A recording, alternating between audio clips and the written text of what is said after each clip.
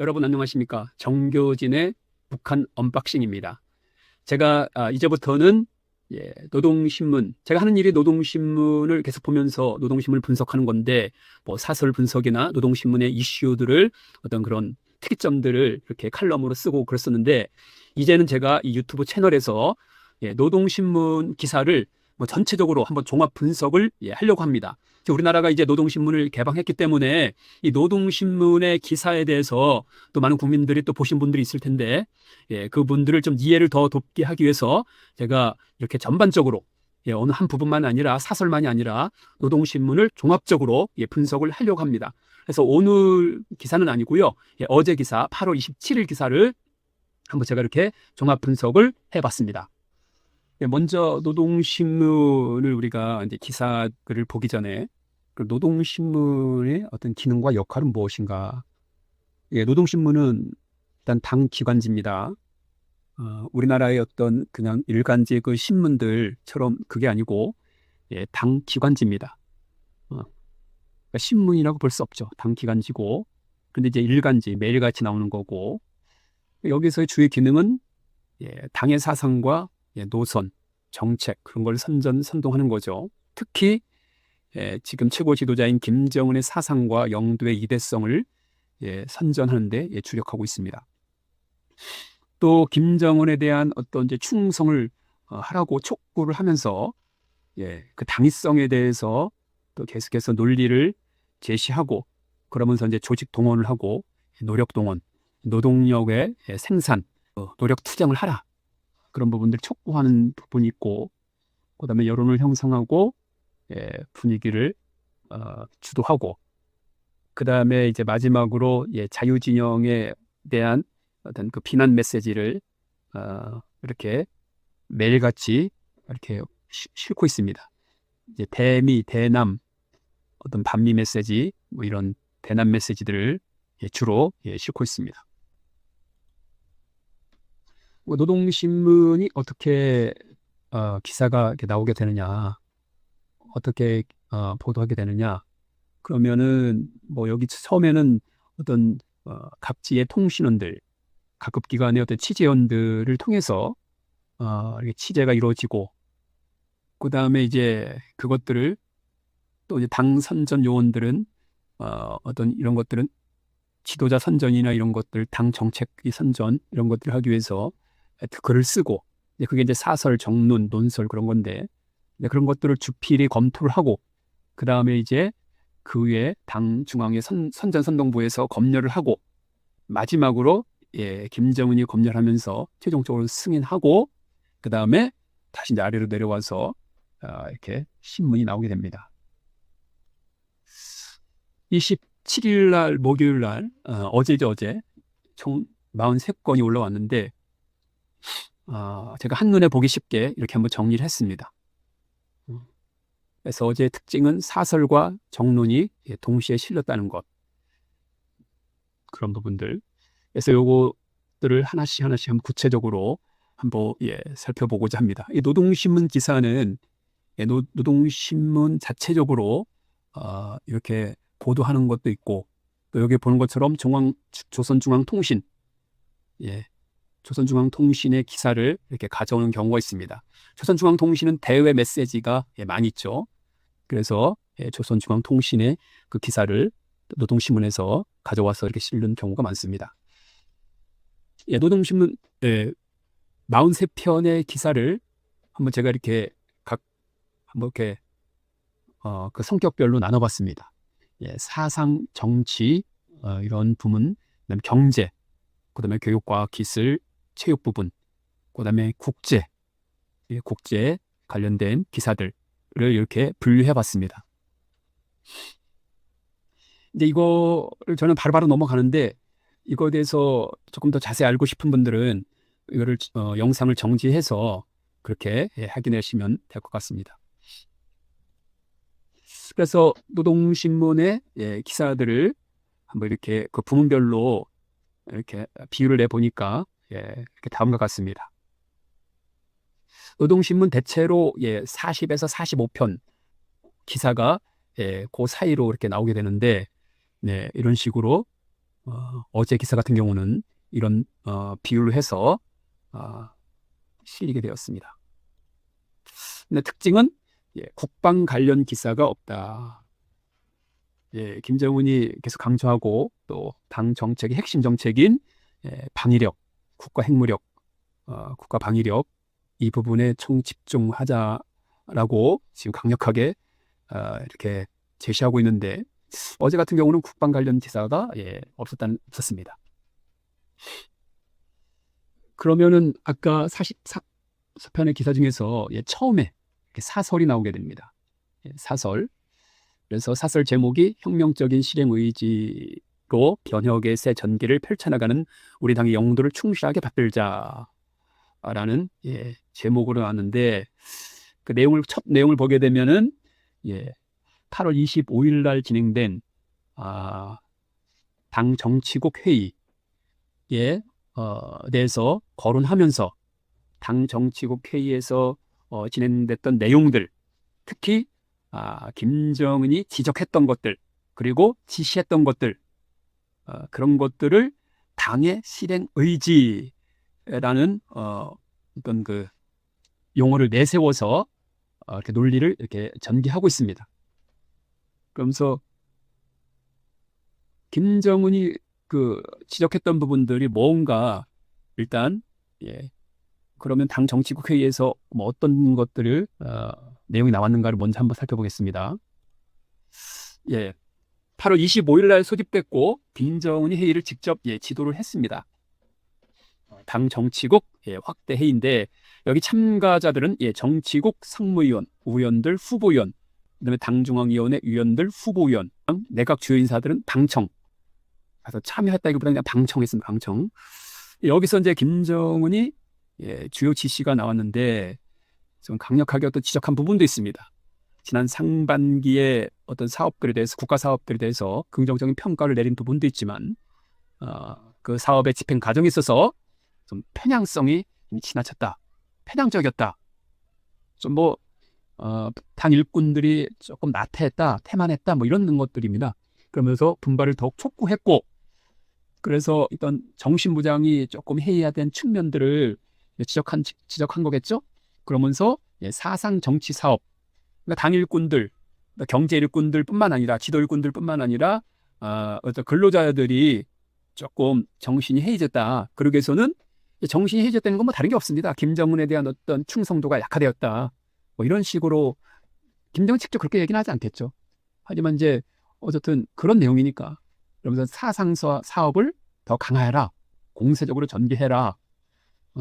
어쨌든 정신부장이 돼야만 육체적으로 힘들어도 그것을 견디면서 끝까지 총력 투쟁하는 거 아니냐. 인민 대중들이나 근로자들을 그렇게 이끌기 위해서는 일꾼들의 책임성, 책임감을 일꾼들이 가지고 이걸 진행해야 된다. 그런 부분이었습니다. 그래서 이 정치 확대가 그러면서 이제 하반기 때 더욱더 노력 투쟁으로 나가자. 어떤 이런 내용들이었습니다. 그러면 이제 이게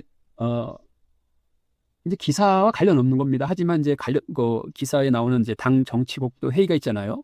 그럼 당 정치국 회의가 뭐냐? 여기 보는 것처럼 당대회가 있고 이거 5년 주기로 있습니다. 그다음에 당중앙위원회 전원 회의가 있습니다. 여기에서 당의 주요 정책이 결정되고 그다음에 주요 당인사가 간부들이 선출되고 임명이 됩니다. 당 정치국 회의는 당 전원 회의에서 나왔던 어떤 그런 목표들, 사업들 이제 그런 것들이 제대로 진행되고 있는지 그것을 검토하고 또 새롭게 어떤 지시를 하달하는 겁니다. 그럼 당 정치국의 명단을 그 구성원을 보게 되면 당 정치국의 상무위원이 있죠. 근데 여기 이제 김정은도 이 상무위원회에 속하는 거죠. 그 다음에 정치국 위원들이 있고, 그 다음에 후보위원이 이렇게 있습니다.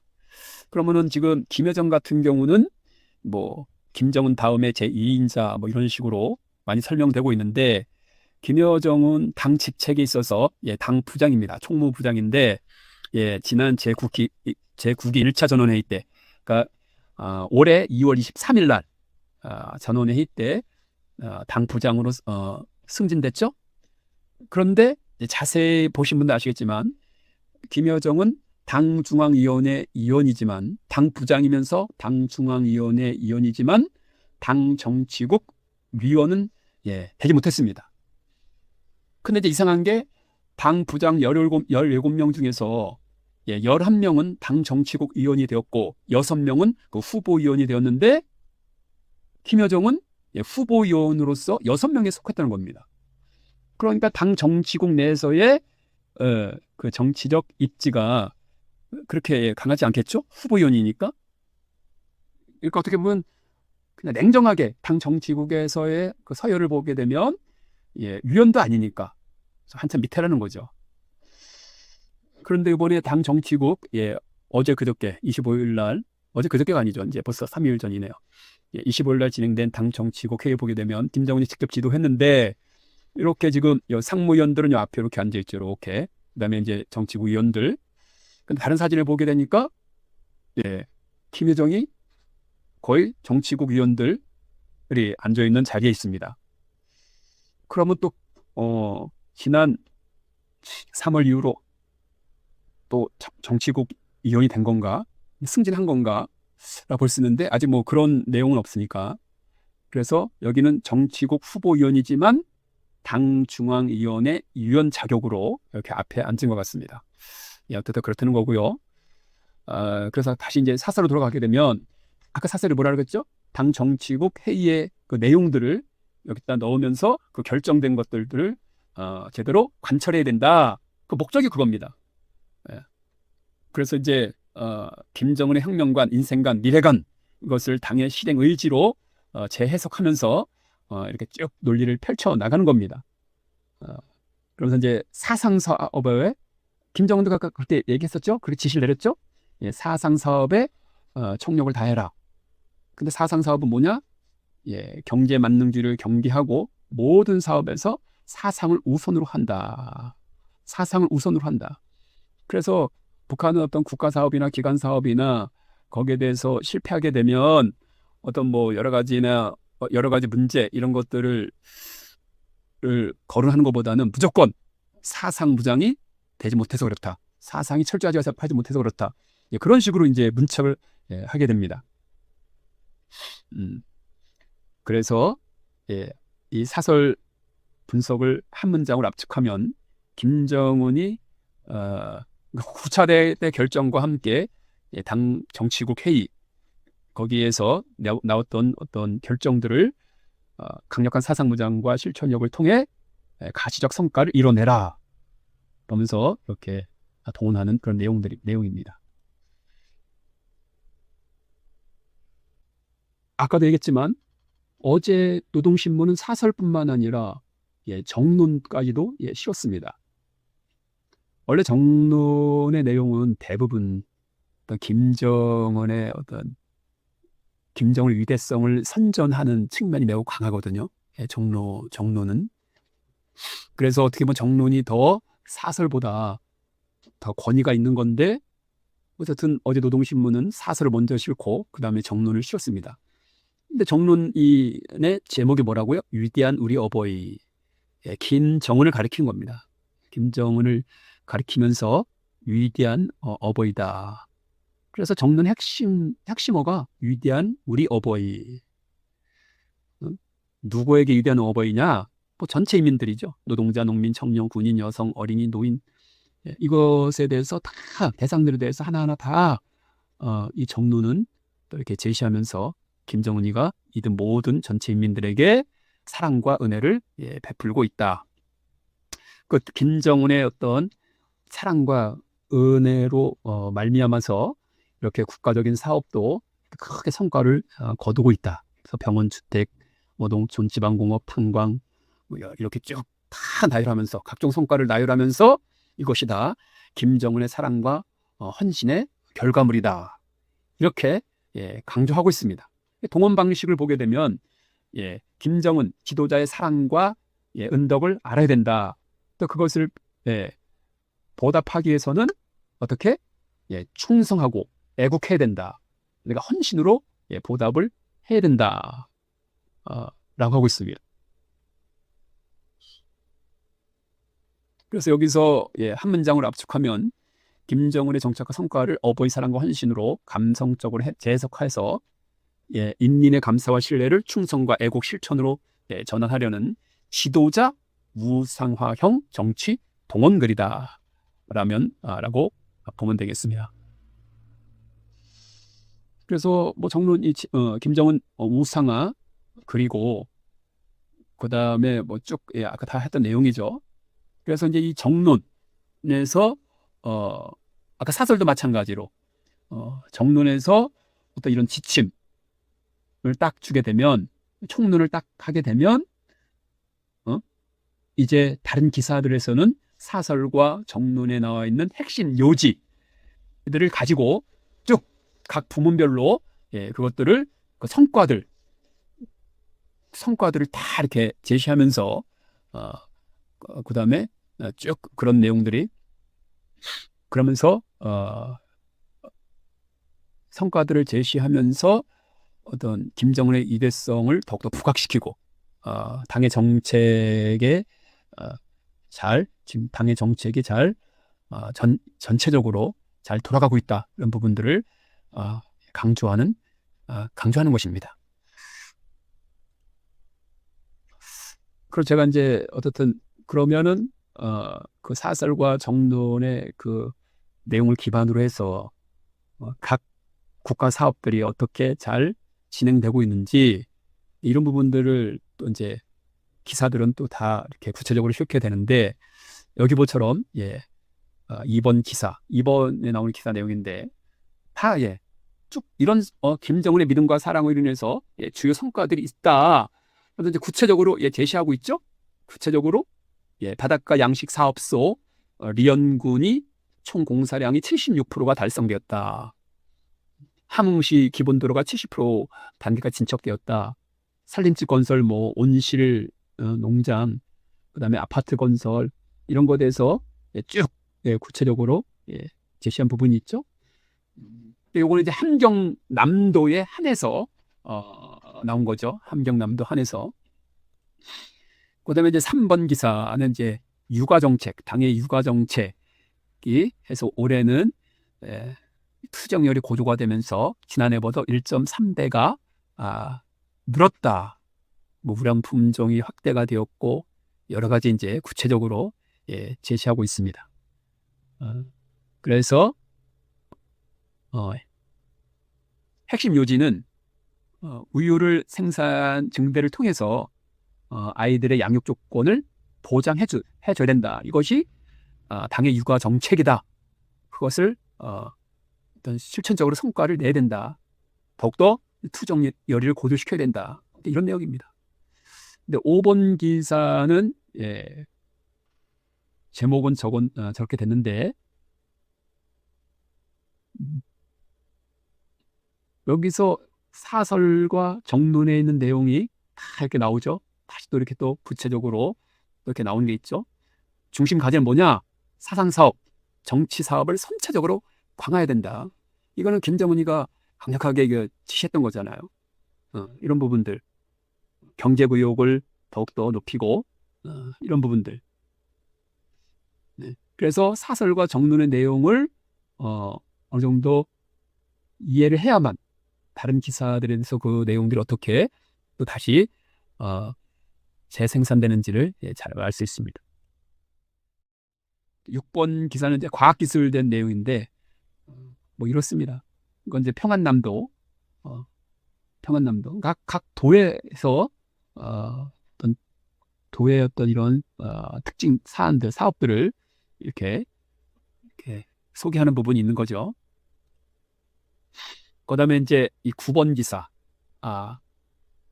조양탄강은 평안남도 개천군에 있는데 제가 이렇게 뭐 찾아보니까 이 조양탄광이 국군포로하고 또 국군포로 가족들이 강제 노역을 했었단다라고 그런 기사가 있더라고요. 그런 곳이구나. 근데 어제 노동신문은 조양탄강 초급당위원회에서 이런 결정들이 났다.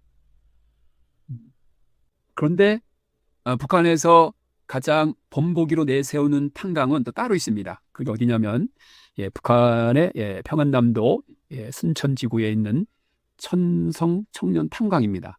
천성 청년 탄광. 그렇고 김정은이가 3월 15일 날 최고인민의 대의원 선거 날에 이 탄광을 현지 지도 시찰했습니다. 그러면서 이 탄광에 있는 또 서운철 채탄 중대를 아주 상당히 김정은이가 칭찬하면서 그러면서 여기를 전국 탄광의 본보기로 내세웠습니다. 그럼 서운철 채탄 탄광의 실적이 어떠냐? 요거는 이제 그 김정은이 방문했을 때 말고 8월 달에 관련 기사를 보게 되면 이 서운철 채탄 중대의 실적이 7월 달에 계획의 1.8배 이상을 생산했다. 전달에 1.8배를 생산했는데 6,060톤을 생산했다. 매월 3,500톤을 생산해야 되는데 6.60톤이라니까 1.8배. 그리고 얼마나 많이 생산했는지. 근데 이게 김정은이가 어떻게 다녀간 수죠. 김정은이가 엄청나게 또 이제 칭찬해주고 막 격려해주고 그러니까 힘을 내서 했겠죠. 또 본보기로 내세웠으니까 얼마나 죽을 똥 살 똥을 하겠어요. 전국에 있는 탄광의 본보기로 내세웠으니까 그게 더 열심히 해야 되겠죠. 그런데 이제 북한의 이 석탄 생산은 북한이 12개 점령해야 될 고지를 이렇게 선정했는데 그중에 석탄 생산은 세 번째 고지입니다. 첫 번째 고지는 알곡, 두 번째 고지는 전력, 그리고 세 번째가 석탄입니다. 이제 10번 기사는 이제 건설 관련된 거죠. 건설 관련된 기사로서 여긴 또 함경북도입니다. 초급당위원회. 초급당위원회. 초급당위원회는 뭐냐? 일단 그걸 봐야 되겠네요. 이 초급당위원회가 뭐냐? 이 북한의 당 조직, 중앙당부터 해서 지방당까지 쭉 하게 되면 맨 위에는 이제 중앙당이 있죠. 그다음에 이제 도당위원회가 있죠. 도당위원회. 그다음에 시군당위원회가 있습니다. 근데 시군당위원회 그 아래 보게 되면 이제 초급당위원회가 있습니다. 여기서 이제 초급당이 나오는 겁니다. 이건 어떤 지역적인 측면이 아니라 뭐 공장, 기업소, 농장, 학교, 건설 현장 이렇게 다 당 조직이 있거든요. 근데 그거를 이제 초급당이라고 하는 겁니다. 그리고 당 세포를 뭐라고 하냐? 초급당위원회 그 산하 기본 조직입니다. 당 세포 또 당 세포를 이끄는 저기를 당세포 비서라고 하고 있고요. 그래서 여기서 초급당위원회가 이제 뭔지 알죠? 기업소의 그 안에 당 조직. 그래서 거기서 이런 식으로 성과를 내고 있다. 그다음에 여기는 이제 더운 당세포 비서들, 당세포 비서가 얘기했죠. 초급당 안에의 그 비서들이라고.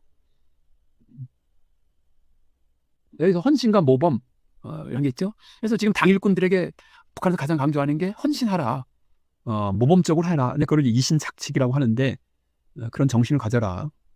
그런 내용입니다. 그다음에 이제 요건 이제 조선중앙통신의 그 기사 보도를 가져온 건데 이제 여성들에 대해서도 나온 거죠. 여성들. 그래서 그들이 뭐 이렇게 활동을 하고 있다. 당의 뜻을 받들어서 또 새로운 어떤 목표를 달성하기 위해서 총진군 여성들도 이렇게 하고 있다. 여기도 이제 항해북도에 대한 내용이죠. 이 사람들이 건설 현장에 또 이렇게 뛰어들고 있다. 그만큼 이제 노동력이 부족하니까 여성들도 건설 현장에 투입되는 거죠. 그다음에 이제 한 기사가 아니라 이제부터는 이제 경제 부문, 경제 부문의 어떤 기사들이 13번 기사부터 25번 기사를 경제 부부 경제 쪽의 기사라고 볼 수 있는데 농업 관련해서 13번, 15번, 19번 기사가 농업 관련 기사죠. 그래서 지금 이 농작물 피해, 폭우, 장마로 인해서 농작물 피해를 최소화해야 된다. 그런 것들을 강조하고 있고, 그다음에 이제 어떤 농업 기술적인 측면에서 침수 피해를 극복하기 위해서는 효과적인 어떤 제품이 뭐가 있다. 그런 것이 있고, 이미 이제 가을 거질 준비해야 된다는 측면도 있고, 건설 현장, 건설 현장에서 이 성과들을 아주 구체적으로 제시하고 있죠. 예, 간석지, 간척지라고 보면 됩니다. 예, 바다를 메꿔서 이렇게 농경지로 전환하는 건데, 예, 지금 이렇게 2,300정보가 1정보가 3,000평이잖아요. 이렇게 새 땅이 확보됐다, 전망될 예정이다. 그다음에 이제 보건 관련해서도 있고, 그리고 이제 공업 부분도 있죠. 그래서 쭉 이렇게 나오고 있습니다. 근데 공업은 이제 아까 뭐 탄광 이것도 다 공업 부분이고, 예, 건설 현장 이것도 공업 부분이고, 예, 그다음에 이제 과학, 문화, 체육 부분에 기사가 27번에서 31번에 쭉 이렇게 나오게 되는데, 예, 교육 부분에서 인공지능 뭐 이런 내용으로 나오죠. 선진 기술을 활용하고 있다. 그다음에 대학생을 연구에 참여시키자. 예, 이런 것들을 실천적인 상황들을 이렇게 하고 있습니다. 그래서 어쨌든 교육 환경을 개선해서 교육 효과를 더욱더 늘리자. 또 보건 부분들은 뭐 이렇게 쭉 해서 보건 일꾼을 양성해야 된다. 첨단 기술을 도입해야 된다. 여기도 이제 인공지능 AI가 이렇게 나오는 거 볼 수 있죠. 교육도 그렇고 보건도 그렇고. 네. 그리고 예, 과학기술 같은 경우는 쭉 보시는 대로 네, 그렇습니다. 여기도 당연히 뭐 AI 기술 이런 게 들어가겠죠. 그리고 이제 여기도 과학기술 인재를 배출해야 된다. 네. 후대를 양성해야 된다. 근데 지금 북한이 과학을 이렇게 많이 내세우고 있지만, 과학혁명을 내세우면서 가장 이제 중점적으로 하는 것이 인재들 양성입니다. 뭐 체육 이 부분도 쭉 하면서 이제 체육 부분의 이제 소식을 이렇게 전반적으로 전하고 있습니다. 예, 국제 부문인데요.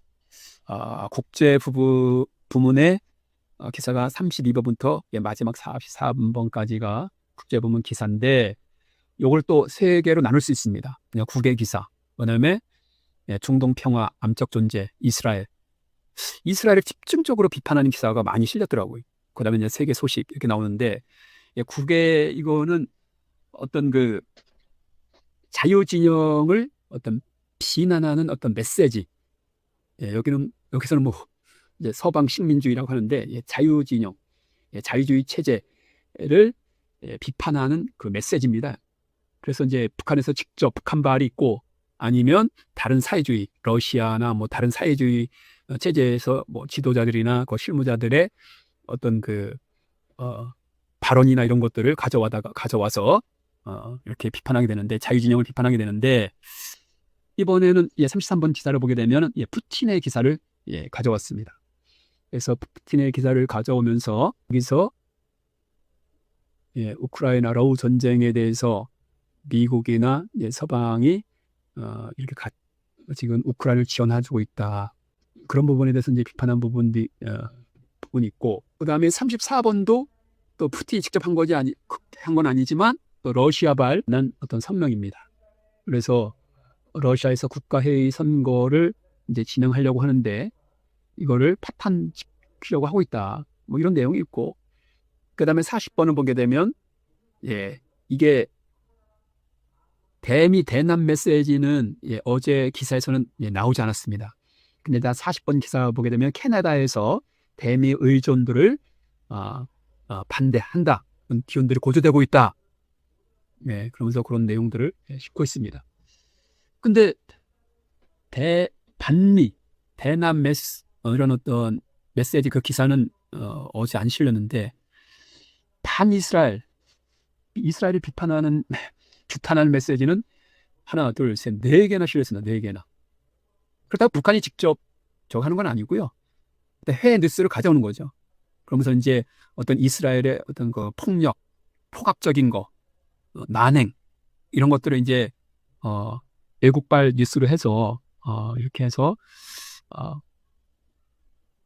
이거를 이제 어떤 북한 주민들에게 알려주는 거잖아요. 그죠? 지금 이스라엘이 이렇게 난폭한 짓을 하고 있다. 이렇게 폭압하고 있다. 이렇게 가자지대에서 살육을, 만행을 저지르고 있다. 이런 것들을 어떻게 해요? 북한 주민들에게 알리는 거잖아요. 그래서 이스라엘에 대해서 어떤 반이스라엘 정서를 강하게 심어주는 거죠. 근데 다른 때는 뭐 미국에 대해서 비판하면서, 그다음에 또 우리 한국에 대해서 비판하면서 그런 어떤 저항을, 그런 반대 정서, 적대적인 적대 의식을 고취시켜 주는 거죠. 근데 세계의 소식은 뭐 이렇게 전염병 관련해서도 나오고 각종 사고 이런 게 나오는데, 참 특이한 거는 외국에서 다른 나라의 사건, 사고, 자연재해 이런 것들은 기사로 내보내면서 정작 북한 내에서 북한 지역, 북한 내부의 어떤 이런 각종 사고나 자연재해는 가끔 나오지만 각종 사고 이런 것에서는 한 번도 북한에서는 싫지 않습니다. 네. 우리나라는 뉴스가 다 보면 각종 사고, 사건, 사고인데 북한은 전혀 제로입니다. 싫지 않습니다. 근데 이제 국제 부분 기사의 특징을 보게 되면 뭐 이게 다 이미 설명한 겁니다. 아직 이스라엘에 대해서 비판한 기사가 집중적으로 실렸다. 그런데 반미, 대남, 비난 메시지 그런 기사는 실리지 않았다. 그런데 조선중앙통신에서는 대미 비난 메시지가 실렸습니다. 8월 17일 조선중앙통신 보게 되면 유무성 대변인이 이렇게 대남 메시지, 대미 비난 메시지를 냈는데 주요 내용은 아래와 같습니다. 첨단 무기 판매를 결정했고 인권모략 활동 자금을 지원했고 그러면서 대결 정책을 지속하고 있고 그러면서 경고를 보내고 있죠. 적대적 행위를 즉시 중단해라. 그 적대적 행위에 대해서는 강력히 우리가 반응할 것이다. 그래서 북한발 대미 메시지를 냈습니다. 어떻게 보면 트럼프가 지금 김정은에게 러브콜을 보내면서 북미 정상회담 가능성에 대해서 지금 계속해서 타진하고 있는데, 또 김여정의 담화도 나름대로는 살짝 긍정적인 측면을 내비쳤는데, 그래서 어떻게 보면 미국에 대해서 좋은 기사가 나올 만한데 그럼에도 불구하고 강력하게 대미 비난 메시지를 내었다. 근데 이것이 조선중앙통신의 이 기사와 보도된 것이 노동신문에서 가져다가 실는 경우가 많다고 했잖아요. 근데 어제의 그 외무부 대변인 이 메시지는, 대미 메시지는 노동신문이 실지 않았다. 뿐만 아니라 지난번 8월 19일 날 또 8월 21일 날 있었던 김여정의 담화, 조선중앙통신에서 실린 김여정의 담화, 이것도 노동신문에서는 실지 않았다. 그래서 어제 기사를 종합 결론을 내려보면 국제부문 기사에서 반이스라엘 메시지는 집중 보도되었으나 대미, 반미, 그다음에 대남 메시지는 노동신문은 보도하지 않았다. 조선중앙통신은 보도했는데, 그러면 노동신문은 왜 보도하지 않았을까요?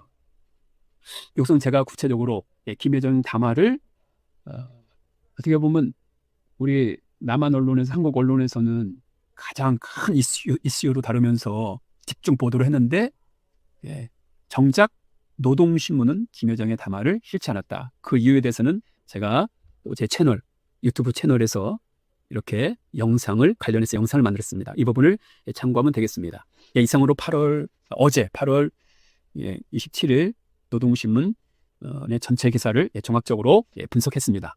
감사합니다.